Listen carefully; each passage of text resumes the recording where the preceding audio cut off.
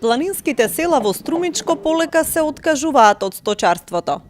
Ако до пред една деценија стока чуваше секое семејство, сега стадата се драстично намалени, како и нивните одгледувачи. Најавтентичниот белег на животот во високите населени места полека се губи. Мештаните се разочарани од условите во кои се одгледува и продава стоката, како и нивните производи, па полека ги намалуваат стадата. Нема откуп, нема на кој да даваш, да продаваш. Ја така си, телината има 50-60 телина. На това ќе молеш едно, на друго ќе молеш се почек.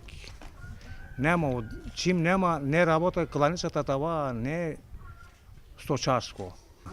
Нема, кланица нема. Има пиватнаци и они сака така и играат. Ако сток 60, по 100 динара ќе зема. Многу тешко. Словенците пред 3 година беше 3000 зема, а вај година лани зема и 2500. Намали. Отипил многу говеда, 100 говеда имал.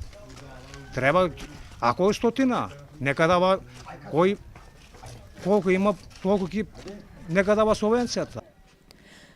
Висока Маала ја посетивме во предпладневните часови. Период во кој стадата треба да се изведени на пасање во овој период од годината.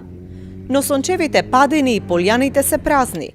Ретко се да се види стока во целиот крај од Добрашинци преку Нова Маала до Висока Маала.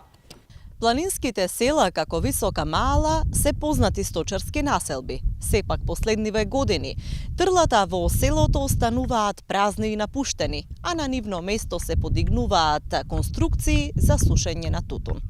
Македонската ветеринарна комора на последната конференција во Струмица потенцираше дека сточарството е во сериозен колапс и мора да се превземат мерки за поттикнување и развој на оваа гранка.